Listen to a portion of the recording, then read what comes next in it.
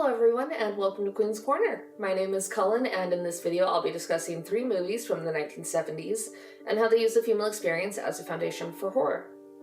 My focus will primarily be on the film adaptations, although I'll also touch on sections from the books and other related literature. Before we dive in, I want to give a content warning. This video will explore themes of SA, domestic abuse, sexualization, and other sensitive topics. Additionally, I'll be sharing parts of my personal history and discussing the socio-political climate of the time when these films were released, both of which are heavy subjects. If you're uncomfortable with any of these themes, please feel free to click away. For your convenience, this video is sectioned with timestamps below and more detailed content warnings for the upcoming sections, so you can skip ahead if needed. I also want to preface that this video is being submitted for a final for my horror media class, so hello Professor Kroger-Robbins, I hope you enjoy this video. Please give me an A. All the books in front of me right now have been used in my research for this topic, which I will provide with a document leading to all the sources used in the description. With that said, let's get started.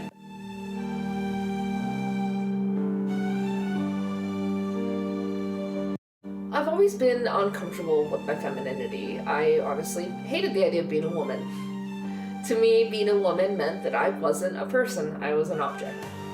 I grew up in the Mormon church, where traditional gender roles are a massive part of the culture. In the church, being male means you have all the power. Males get the leadership positions, they are encouraged to educate themselves, to be well-rounded, and to live well in general. They're the ones who are deemed worthy by God himself, who gives them the priesthood and the blessings that come with it. Women, on the other hand, are not allowed to have the priesthood because they are not worthy. I remember questioning this as a child because it seemed unfair to me that I couldn't get the priesthood no matter what I did, how good of a person I was, solely because I was born female. When I was told that women would never be worthy of the priesthood because of Eve's sin, the unfairness truly hit me. My entire sex was unworthy of the same blessings that men get by existing because one woman was tempted into eating an apple. I decided then that if men got all the privileges, I'd just be a man instead. I spent most of my early years trying my hardest to kill any sense of femininity I had. I would steal my brother's clothes and wear them to school so I wouldn't have to dress like a girl. I would cut off chunks of my hair if there was anything sharp nearby, so my parents would have to get it cut as short as possible. I believed that if I could shed my identity as a girl, I might escape the limitations imposed on me. It wasn't until 2022, when I was 26, that I began to feel comfortable with my femininity and stopped seeing it as a weakness, but a strength. I've always found a strange kind of comfort in horror. Even as a child, I was fascinated by the genre. Some of my favorite bedtime stories were Goosebumps and Scary Stories to Tell in the Dark, with Harold in particular bringing me a sense of calm that would lull me to sleep instantly. This fascination was always confusing and somewhat unsettling to those around me. I was the apathetic kid obsessed with the morbid, and because of that, no one cared to understand why I gravitated towards the macabre. As I grew older, I've come to understand that my interest in the horror genre stems from a deeper, more personal place. You see, I was horrifically abused for most of my life.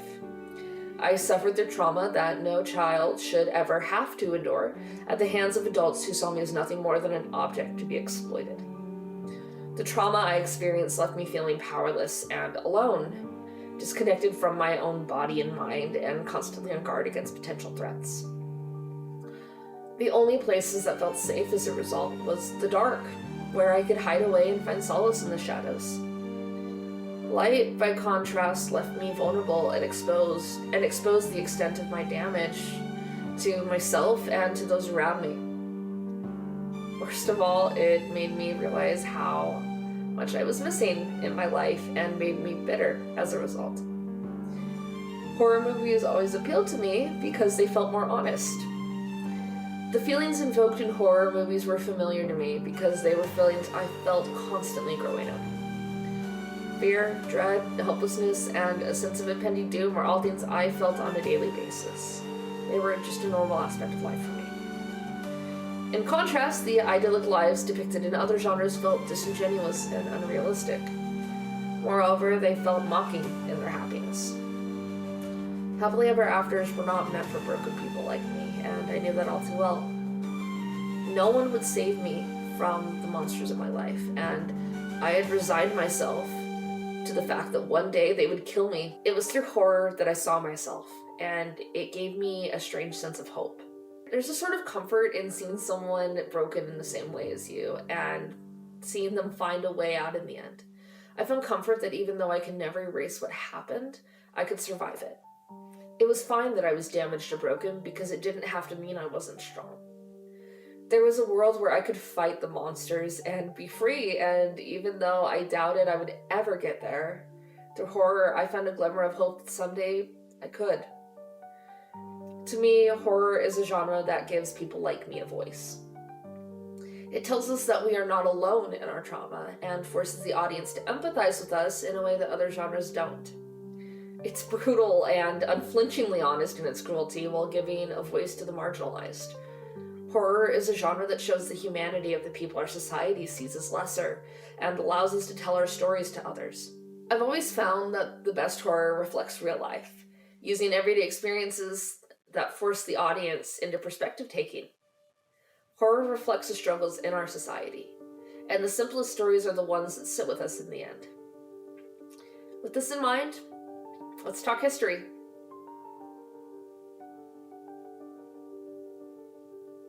When examining the films discussed in this video, it's essential to consider the socio-political climate during their creation. The 1970s were a period of immense social and political upheaval in the United States. This decade witnessed the rise of the women's liberation movement, also known as the second wave feminist movement, sparking widespread awareness and discourse around gender inequality, reproductive rights, and domestic violence. These efforts reshaped the cultural landscape, though the decade concluded with the resurgence of conservative values epitomized by the formation of the Moral Majority in 1979. The history of second wave feminism is both complex and impactful, with the 1970s marking a pivotal era for change in particular. This movement achieved significant advances for women's rights, including landmark legislation such as the Equal Pay Act of 1963, Equal Credit Opportunity Act of 1974, and Title IV in 1972, which expanded women's financial and educational opportunities. Supreme Court decisions like Roe v. Wade and Griswold v. Connecticut secured reproductive and contraceptive rights. However, this progress faced fierce opposition from conservative forces, as seen in the rejection of the Equal Rights Amendment and the rise of the anti-feminist movements like Stop Era, which sought to preserve traditional gender roles. The publication of Betty Friedan's The Feminine Mystique in 1963 is widely considered the catalyst for the second wave feminist movement.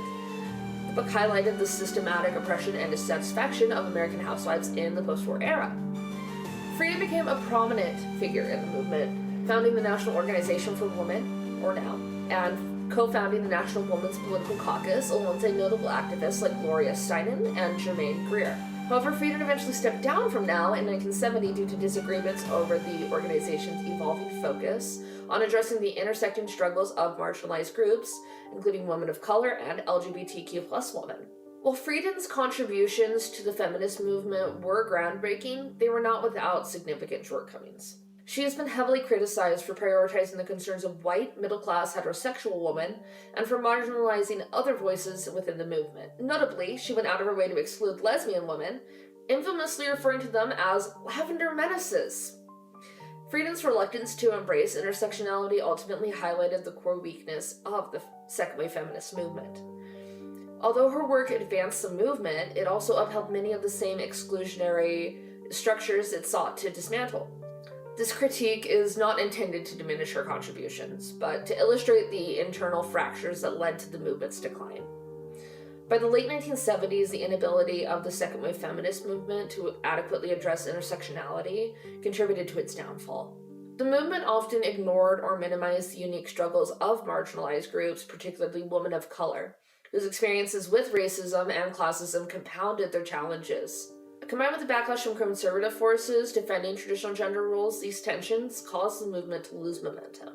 Despite its decline, the legacy of second wave feminism remains profound, and its influence can be seen in media at the time, especially in horror films. The 1970s marked a defining era for horror cinema, where the female experience became a central theme. Iconic films of the era explored sexual violence, sexualization, and subjugation of women, turning the everyday fears and struggles of women into visceral dread. This is the era our three films were created in. With this historical context in mind, let's dive into Carrie.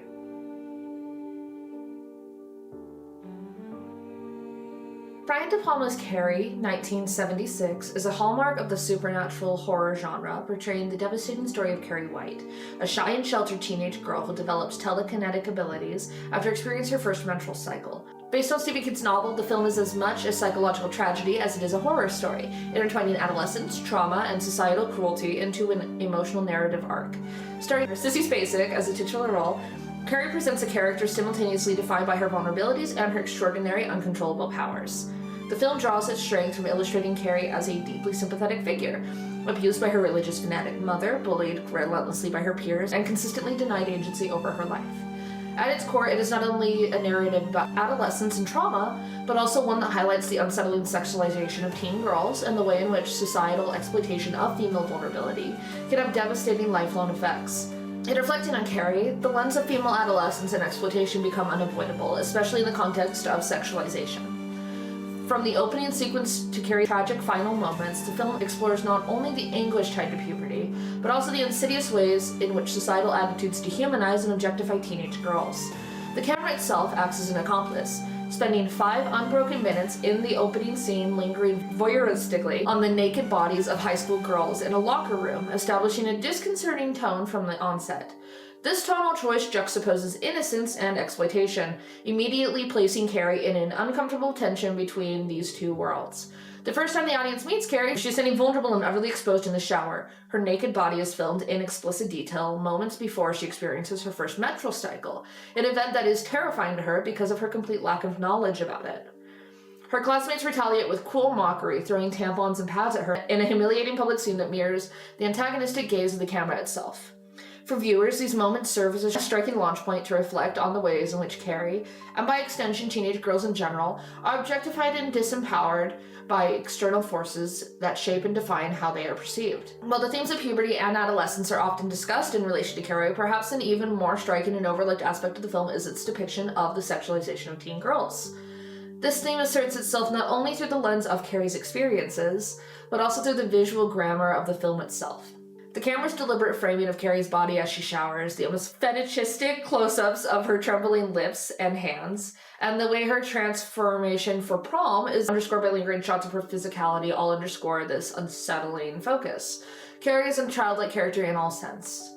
Her naive in her understanding of herself in the world, and yet the film continuously sexualizes her in the ways that mirror the broader societal objectification of teen girls. This contradiction, innocence juxtaposed with exploitation, makes Carrie both compelling and painful as a subject for reflection. On a personal level, this film resonates because it reflects a shared experience for many girls, inherent shame in the transition from childhood to womanhood. I realized my body was changing for the first time abruptly during gym class when I was 8, when my gym teacher pulled me away from my classmates to speak to me privately. I can still remember the vivid horror I felt in her small office as she explained to me that I needed to change because people could see my breasts through my shirt, as it was the first time I'd ever truly felt betrayed by my body. My gym teacher found a sweatshirt for me to wear while I waited for my mom to pick me up in the office, and I sat there humiliated while my gym teacher and the principal told her that I would have to wear a bra from now on if I was at school. I got my first bra that night, and I found myself truly hating my body for the first time. After that day, the way people spoke about me went from pitying to accusing. I would often get accused of trying to tempt the boys, of flaunting my body for attention. The adults in church started commenting on how tight they thought my clothing was or how short my skirt was in Sunday school, commenting on my body or my attractiveness. I was 8 and I was being asked graphic sexual questions by adults daily, all because I started puberty. As a result, I was so used to being sexualized that I barely reacted when people began sexually abusing me less than a year later. It was so normalized for me that it didn't even occur to me that I was allowed to say no in the first place. Just as Carrie is publicly shamed for the natural changes in her body and treated with cruelty by those around her, many young girls face these same insidious patterns in their personal life. This threat of early childhood trauma and forced sexualization is further exacerbated in Carrie's narrative by her sheltered upbringing, dominated by the abusive control of her fanatically religious mother, Margaret White.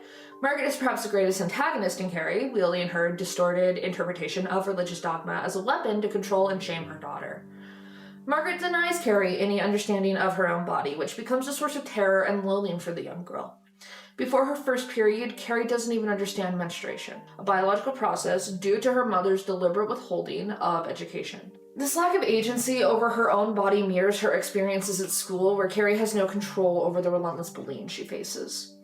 Similarly, what should have been pivotal moments in her growth and confidence, such as her classmate Sue Snell's attempt to help her by asking her boyfriend Tommy to take Carrie to prom, exclude Carrie from the decision-making process altogether. Sue's actions, while well-meaning, reflect the constant dynamic in which people make decisions for Carrie, reinforcing her lack of control over her life. Even Carrie's telekinetic powers, the one element of her life that makes her feel in control and powerful, come at great cost. These powers emerge as a direct result of her drama and ultimately contribute to her tragic downfall. When Chris Hargensen exacts her revenge by dropping a bucket of pig's blood on Carrie during her triumphant crowning as prom queen, the humiliation Carrie feels becomes unbearable. It is no coincidence that this act calls back to the horror of menstruation that opens the film. Both instances center on public humiliation tied to her body. For Carrie, the cascading events at prom are deeply traumatic, her powers becoming less an intentional act of vengeance and more of a volatile, uncontrollable eruption of grief and anger. Her killing of her classmates, teachers, and eventually her mother feel less like calculated evil and more like the inevitable result of a world that has constantly denied her humanity. The book makes this even more apparent, with Sue echoing these thoughts in her testimony of prom night. The aftermath is poignant in its desolation. We witness a dissociative Carrie leaving the prom in a state of shock, wandering home drenched in blood, only to face even deeper betrayal when her mother attempts to murder her. Carrie's final act of telekinesis, in which she kills Margaret in self-defense and collapses the house on herself, is emblematic of the total loss of agency she has experienced over the course of her life. It finalizes her descent into tragedy, reaffirming to the audience that Carrie was never destined to find happiness. Perhaps the most heartbreaking element of Carrie is how it denies its protagonist any hope of redemption or acceptance. In death, as in life, Carrie is vilified and dehumanized. The word sprawled on her final resting place, Carrie White burns in hell, serves as the ultimate condemnation of a character who spent every moment of her life subjected to cruelty. Even at afterlife, she is denied the kindness and sympathy of the living world. The world's refusal to give Carrie respite, either in life or in death, is one of the most devastating elements of the film because it forces us as viewers to reckon with the unjust treatment of vulnerable individuals like her.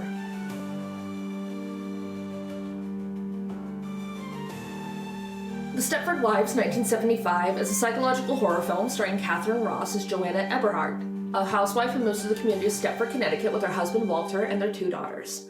From the beginning, something feels off about Stepford. All the wives exude an unsettling, uncanny valley aura with their perfect smiles and overly accommodating manners. These women seem content, happy even, to live as submissive housewives, devoting every thought and action to their homes, children, and husbands.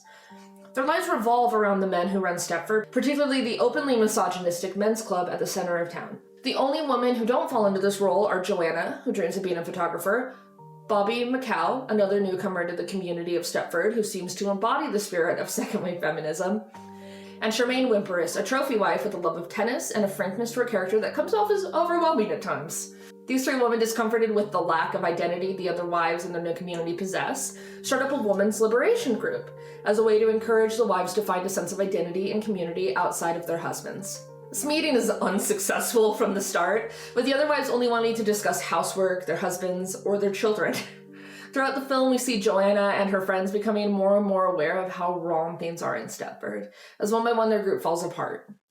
Charmaine is the first to change, coming home from a weekend trip and wanting only to speak about her husband, revealing that she has fired her maid and destroyed her tennis court to fill the role of devoted wife. Joanna and Bobby are horrified by this sudden change and begin to suspect that something is changing the wives in Stepford. At first, they think it may be the water, and they reach out to an ex of Joanna's to test the water supply at Stepford, which comes back clean. Both Joanna and Bobby still recognize the wrongness of the situation, as well as their upcoming fates if they don't leave. Joanna pleads with Walter to move, but he delays, making excuses. Bobby, too, makes plans to leave, but returns from a trip with her husband completely altered, just like Charmaine. Joanna, now certain that she's next, desperately tries to escape, but her efforts are futile.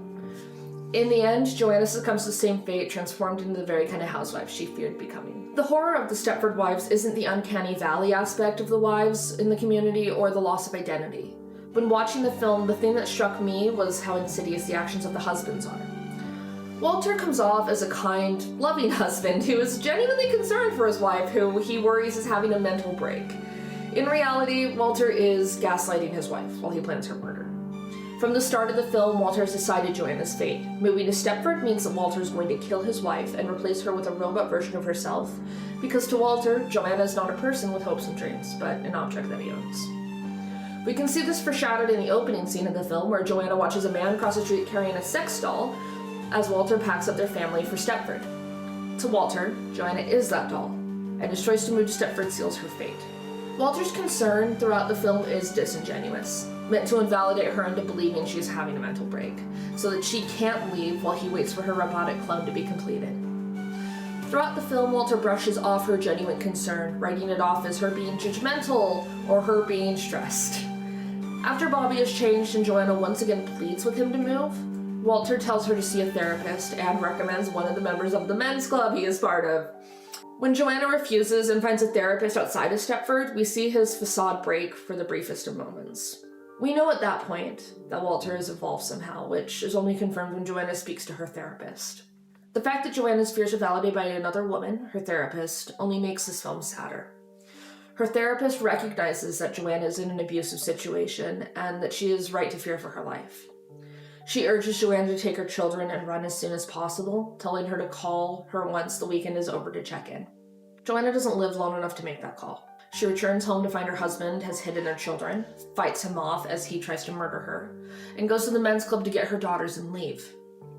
It's at the men's club where she encounters her robot counterpart, who strangles her with stockings, cementing her fate as one more perfect Stepford wife. We find out before Joanna dies that her children were never there to begin with.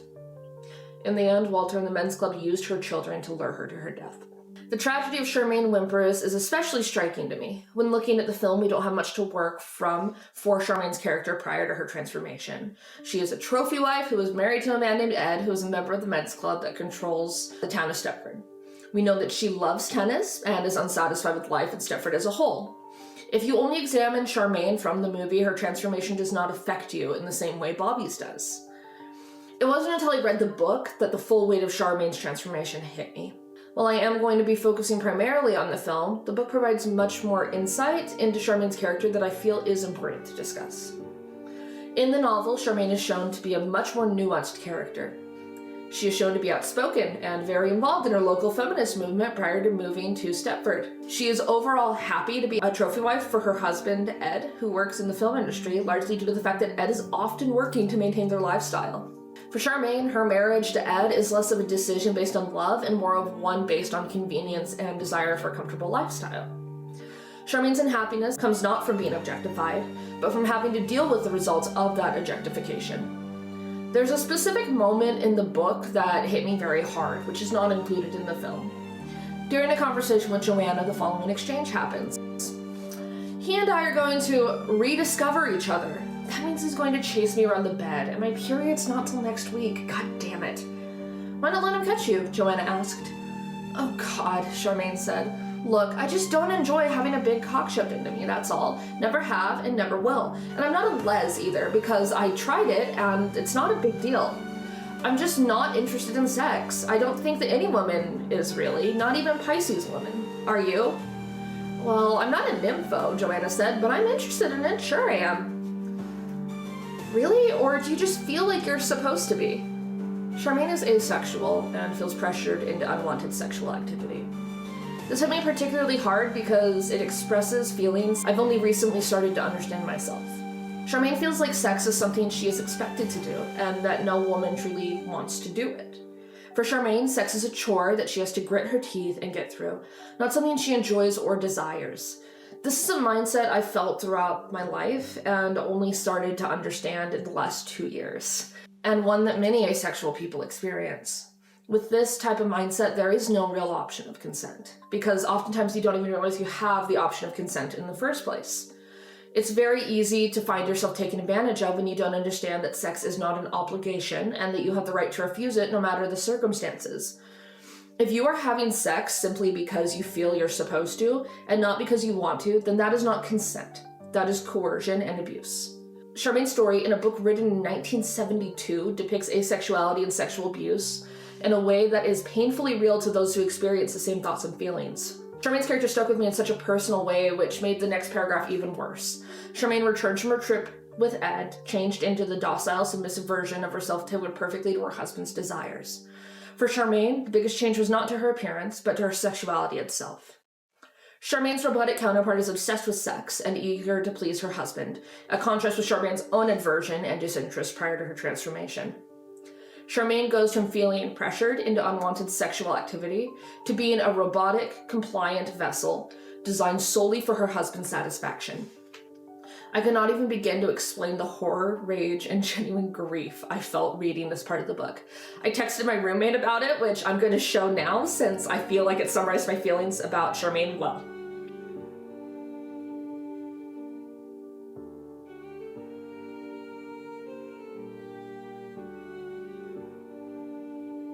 Charmaine's tragedy is a reflection of the broader themes in the Stepford Wives: the dehumanization of women, the denial of agency, and the violence, both physical and psychological, that reinforces patriarchal control. Her fate, like Joanna's, is a haunting reminder of how women's autonomy can be stripped away by those who see them as objects rather than people. What makes the Stepford Wives so chilling is the insidious motives behind the men's actions. The husbands of Stepford murder their wives and replace them with robots for one reason: because they can. Dissatisfied with the agency and autonomy their wives have gained, they seek to recreate the outdated ideal of family life at the cost of their wives' humanity. This narrative parallels between Joanna's story and the real-life story of Hannah Nealman, whose life is highlighted in Megan Agnew's July 2024 The Times article, Meet the Queen of the Tradwives and Her 8 Children. This piece examines Nealman, the face behind the popular Ballerina Farm social media account, and exposes the suffocating reality behind her curated, picture-perfect life. Hannah, once a talented ballerina student at Juilliard with dreams of greatness, sacrificed her ambitions under the pressure of her husband, Daniel. From the moment they met, Daniel exerted control over her life, pushing her into marriage, motherhood, and the role of a traditional wife within months of their first encounter. Despite her immense talent and potential, Hannah's identity and dreams were steadily eroded by Daniel's expectations. Throughout Agnew's interview, Daniel dominates the conversation, casually revealing the extent of Hannah's exhaustion and the relentless demands he places on her. Raising 8 kids, preparing fresh meals, managing farm duties, and running their social media. He openly admits to refusing childcare assistance, leaving Hannah to bear the brunt of their domestic life alone. Even promises of personal space, such as a ballet studio for Hannah, are replaced with accommodations for his vision of their life together. Hannah's rare moments of reflection are heartbreaking. She recalls her dreams of dancing professionally, wistfully remembering her time at Juilliard. I was going to be a ballerina. I was a good ballerina. Her story echoes Joanna's yearning in the Stepford Wives, where she hopes her photography will leave a legacy tied to her maiden name. I want somewhere, someday, someone to look at something and say, hey, that reminds me of an Ingalls. Ingalls was my maiden name. I guess I want to be remembered. Both women represent the cost of subjugation, their future stolen by men who see them as objects to shape rather than individuals with dreams of their own. The rise of the tradwife movement romanticizes this subjugation, advocating for a return to rigid gender roles that prioritize women's submission over their autonomy. While there's nothing inherently wrong with choosing to be a homemaker, the movement's inherent danger lies in its promotion of subjugation as the only acceptable option for women. The aesthetic appeal of a simply picturesque life masks the harsh reality. A life of overwork, erasure of identity, and entrapment in the system that leaves women powerless. The parallels between Hannah Nealman and Joanna Eberhardt serve as a cautionary tale about the perils of idolizing traditional gender roles. Beneath the polished surface lies a darker truth, a world where women are reduced to objects, their personhood sacrificed for an illusion of perfection. Joanna's tragic end and Hannah's stifled existence remind us that autonomy and choice are not privileges, they are rights worth fighting for.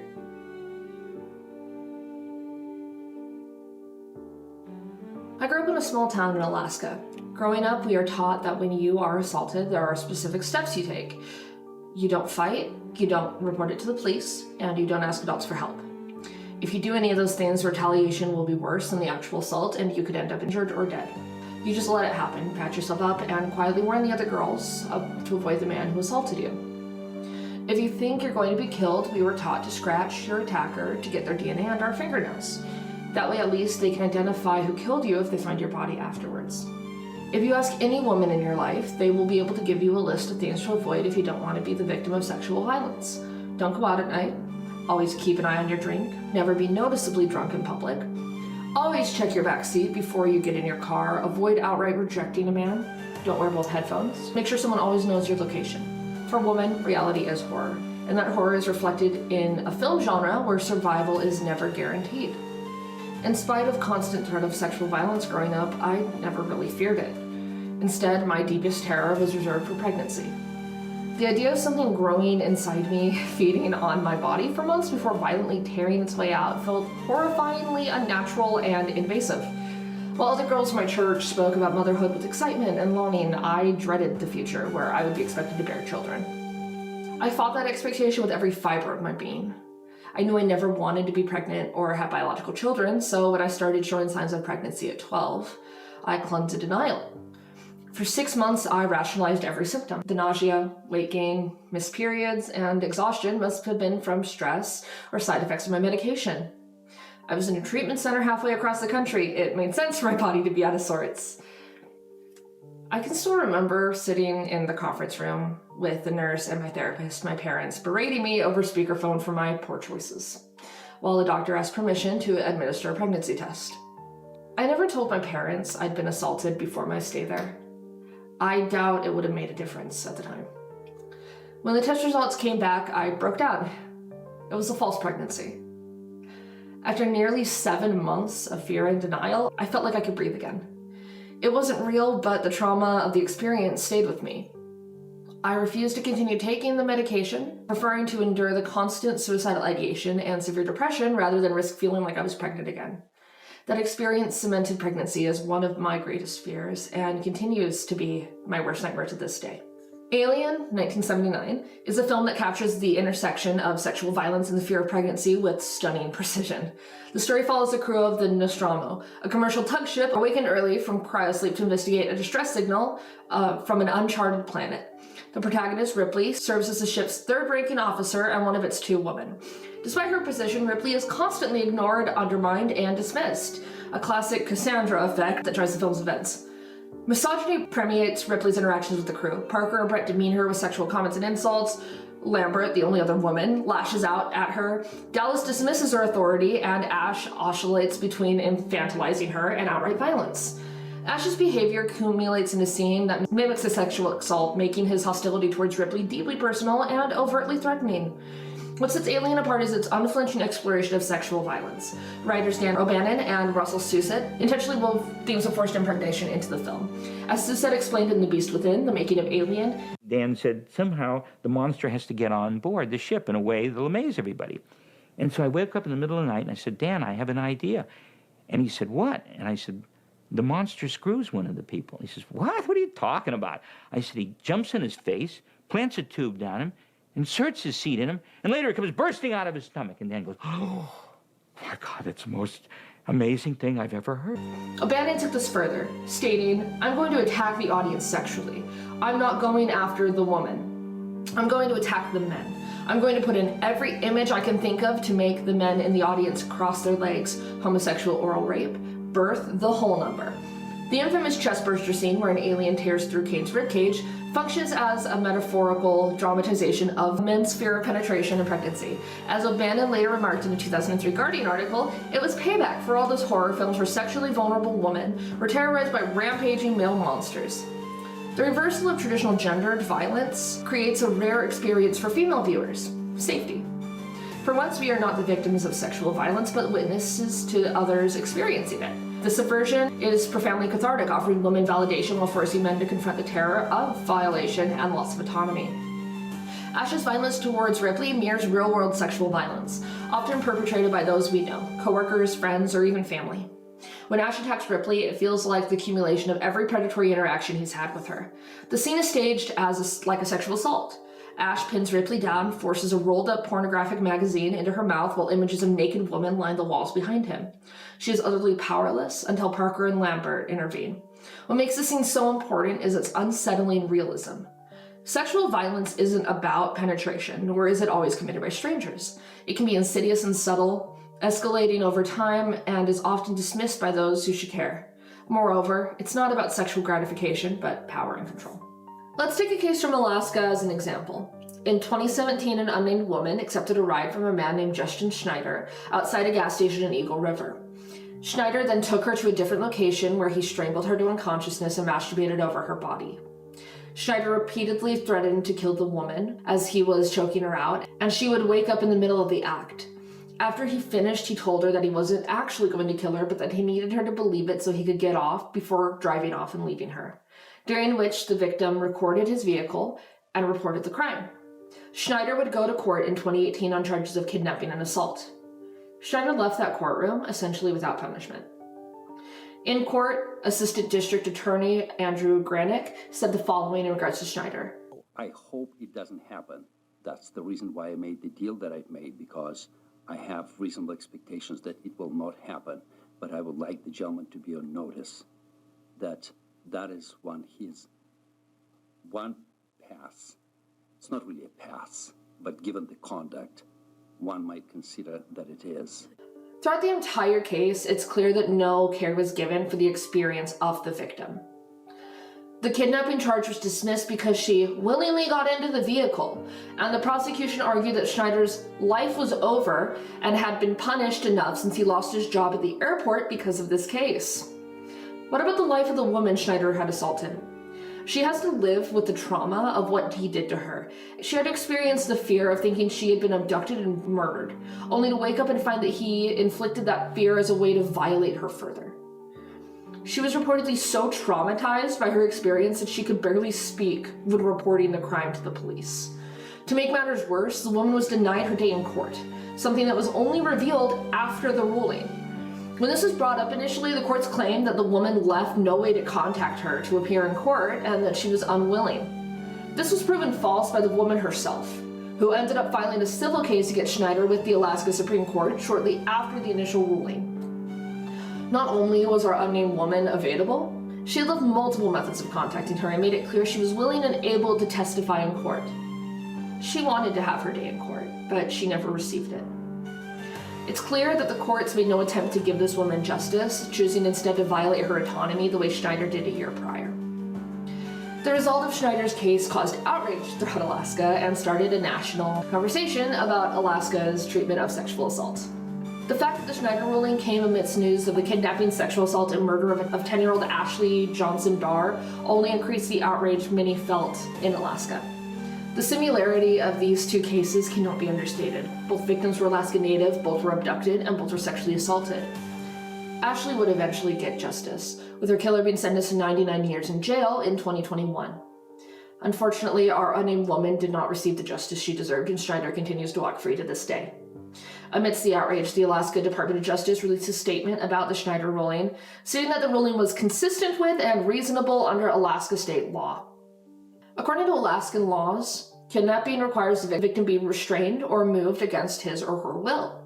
Despite the fact that Schneider took her to a different location and threatened to kill her to keep her from attempting to get away, the fact that she got into the car willingly means that she was not kidnapped. Never mind that she did so under false pretenses. In addition to that, what Schneider did was not considered a sex crime in accordance to Alaska state law. In the state of Alaska, sex crimes require penetration or some form of touching. As a result, what Schneider did cannot be considered a sex crime, but a form of harassment. Alaska has an assault rate 1.5 times the national average, and that is just reported cases. Sexual assault in Alaska is notoriously underreported, largely due to the cultural norms surrounding it and the systematic tendency to dismiss victims. Reporting often feels futile because many victims know their cases won't be taken seriously. In my hometown, it wasn't uncommon for police to outright refuse to file reports or even destroy them in front of victims. Some officers would go far as to inform the perpetrators, leaving victims vulnerable to retaliation. For those in abusive relationships, this dismissiveness was even worse. Survivors are often shamed or blamed by authorities when they seek protection or justice. I experienced this firsthand on multiple occasions, which left me exposed to further abuse for years. I remember how my middle school principal belittled me for reporting assaults that happened in plain view at school. This was the same man who outed me and told me that I should feel flattered by the unwanted attention because it might fix me when I went to him for help. Watching him rise to head of the school district a few years later still makes me sick. He is now since retired. I also remember the officers who shredded my request for a protective order, telling me that it was my fault for being in a same-sex relationship and that I should have expected the horrific abuse and stalking I endured because it's my fault for choosing to date a woman. These experiences made me internalize the idea that I didn't deserve justice, that the abuse was somehow normal. It wasn't until I left Alaska that I realized how profoundly wrong this treatment was. The Justin Schneider case exemplifies Alaska's indifference to the victims of sexual violence. Schneider abducted, strangled, and ejaculated on a woman, yet walked free after a plea deal reduced his charges to second-degree assault. His punishment? Time served because he wore an ankle monitor for a year while living comfortably at home with his family. The judge's decision sparked widespread outrage, highlighting how little value the justice system places on survivors. While the public outcry led to some progress, Schneider's judge was ousted, and in 2019 Alaska passed House Bill 14, criminalizing non-consensual ejaculation. The unnamed woman in this case has never received the justice she deserved. Meanwhile, Schneider remains free, a chilling reminder of how easily the system enables abusers. This dismissive attitude towards survivors isn't unique to Alaska. In April of 2024, a TikTok by Screenshot HQ went viral. 8 women were asked, would you rather be in the woods with a bear or a man? 7 of the 8 chose the bear. As someone who grew up in Alaska, I understood this choice deeply. Bears, while dangerous, don't harm out of malice. They attack when threatened or driven by hunger after hibernation. They don't derive pleasure from pain. In contrast, men's violence often stems from power, control, or enjoyment of suffering. Statistics support this grim reality. In 2023, there were 4 fatal bear attacks in the US compared to 14,327 murders committed by men. The backlash to the TikTok was telling. Many men responded with hostility, crying, not all men, or wishing harm upon the woman who chose the bear. Their defensiveness only proved the point. They dismissed women's fear, ignored their reasoning, and turned the discussion into a personal attack. This reaction underscores why so many women would rather face the bear. It wasn't a bear that abducted, tortured, raped, and killed 17-year-old Junko Furuta for 40 days only to leave her body in a concrete-filled drum. It wasn't a bear that murdered Cheyenne Watts and her 2 daughters to be with his mistress. It wasn't a bear that ran a sex trafficking ring at the Burning Sun nightclub. It wasn't a bear that abducted, sexually assaulted, and murdered 10-year-old Ashley Johnson Barr. All these perpetrators were men who got pleasure from brutalizing children and women. The reason why the people pick the bear isn't because they hate men or are distrustful for no good reason. They pick the bear because a bear is less likely to harm them while they are alone in the woods. A bear may attack you, but it won't stalk, torture, or violate you for pleasure. A man, unfortunately, might. In Alien, the xenomorph is like our bear. It harms people for survival, using its victims as an incubator for its eggs. To the xenomorph, a human is nothing more than an object necessary for the continuation of its species. In that way, its intent is not malicious, but a matter of practicality. In comparison, the actions of Ash, who intentionally put his coworkers in harm's way by allowing the xenomorph in, and attempting to murder Ripley as he orally raped her with a pornographic magazine, is much worse. Ash was conscious of the harm he was causing, and continued with his mission anyways. Ash took pleasure in overpowering Ripley, went out of his way to do so. In that regard, Ash is worse than the xenomorph. When considering topics for this assignment, I chose this one because it resonates deeply with me. Horror often uses the female experience as a foundation for fear, and films like Alien validate the lived realities of so many women.